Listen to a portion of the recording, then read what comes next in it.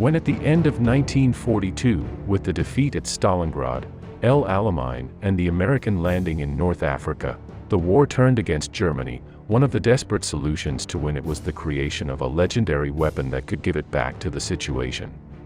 The German engineers put all their efforts into this idea, and they strove to develop that weapon that would be capable of winning the war on its own. But what kind of weapon would be more effective? An indestructible tank with a devastating cannon. A jet plane whose technology was much more advanced than that of the Allied planes. A ballistic missile that would be able to bomb Britain or even the United States without being intercepted. Synthetic blood for soldiers, night vision goggles, sonic cannons, and even the atomic bomb were some of the projects that German engineers were working on. Most of them were developed, as was the case with the Jahrhundertjäger, the Messerschmitt Me 262, or the V-1 and V-2 rockets. While many of these weapons were not fully developed at the time they entered combat, or did so in very small numbers, and as a result performed mediocrely, here's a look at one of the most effective weapons he designed, and I used Germany. This was nothing more and nothing less than the Panzerfaust. Costing 15 to 25 Reichsmarks to manufacture, more than 15,000 Panzerfausts could be made for each Jahrhundertjäger. It required no skill or virtually no training to use.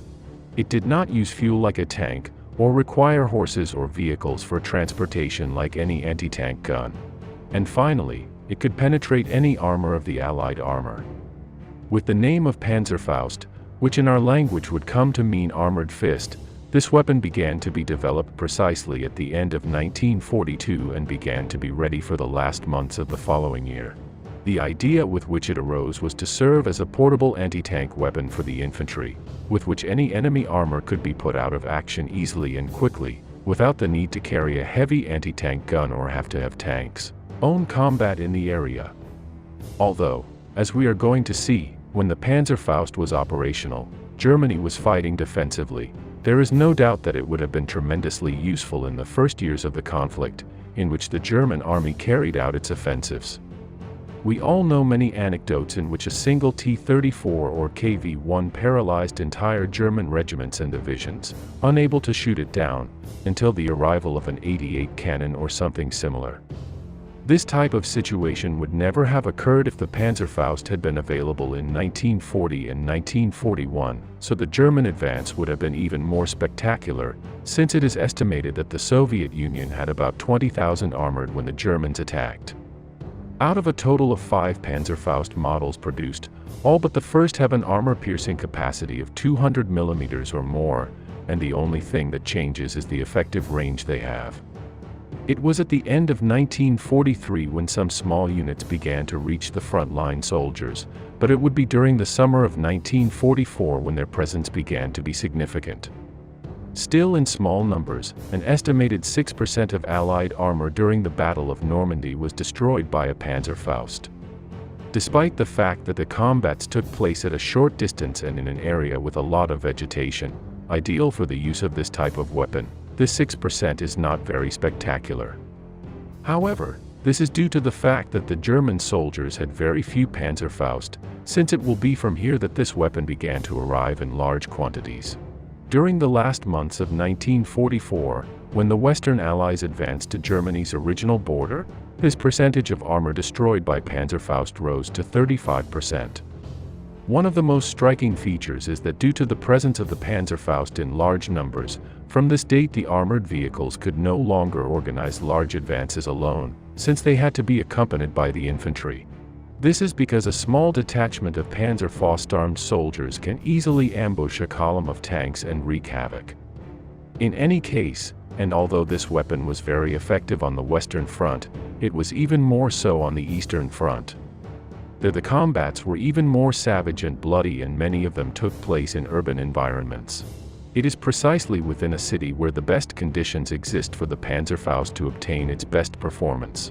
With a production of between 6 and 8 million units, it is estimated that 70% of the tanks that the Soviets lost in 1945 in urban combat were due to this weapon. Only during the Battle of Berlin would be about 1,400 armor destroyed. If we are attentive, there are practically no photographs of this time in which German soldiers, members of the Volkssturm or the Hitlerjugend are seen without one of these deadly weapons. And it is that the vast majority of new German units that during these last months were being formed at full speed were equipped with Panzerfaust, even being on some occasions the only weapon they had. In response to the Panzerfaust, the Soviets devised a whole series of improvised shells to prevent their armor from being destroyed. These that we are seeing on the screen are some examples, to which we are afraid to add the use of mattresses around the battle tanks, which were also very popular as defensive methods. In the end, what was intended was that the charge of the projectile detonated before reaching the armor of the vehicle. However, and as is evident, not everything that surrounds this weapon is positive.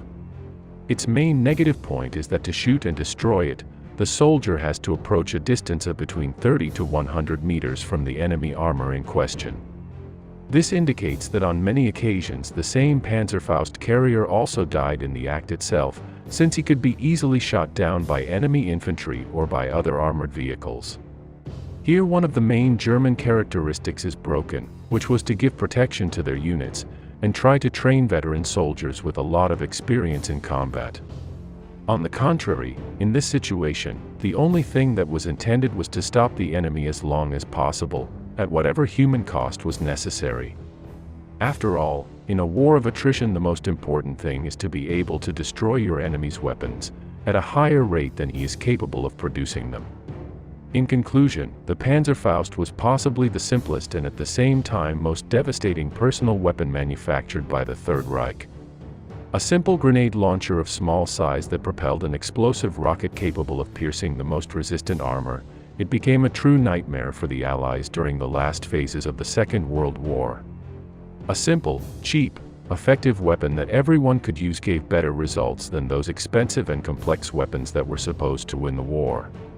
Although it is evident that the Panzerfaust did not win it, it is quite certain that it delayed the end of the conflict by a few months. The other miracle weapon that, together with the one we have just seen, could have had a great impact in World War II, was the Fliegerfaust, or flying fist in our language. This weapon is something similar to the Panzerfaust but with the aim of shooting down planes, whose technical name is a portable air defense weapon. Its development began in 1944 when the Allied domain of the skies was complete, and the bombing of German cities was devastating. By the end of that year and the beginning of 1945, tests began and in all of them it was clear that the weapon was not yet ready to enter combat, as it was not very reliable and had a very short range. Let's remember that while in the Panzerfaust the soldier can get closer to 30 or 60 meters from the armor, the same does not happen when shooting down an airplane, and the range is required to be much greater. With the Allied armies pushing deep into the heart of Germany, over 4 million of these Fliegerfausts were ordered, but there was barely time to build a couple thousand, which were mostly captured by the Americans and Soviets, and further developed for their armies. Can you imagine if this weapon had been available in large numbers by mid-1944, and every soldier had the ability to shoot down Allied aircraft with this man-portable weapon? Many times it is these types of small, cheap and simple to handle weapons that can make the difference instead of a monstrous tank from which only a few units, or really complex weaponry can be made. In any case, we say goodbye here. Thank you all, especially the sponsors who make this possible. Subscribe and share this program if you liked it, and see you in the next one. See you soon.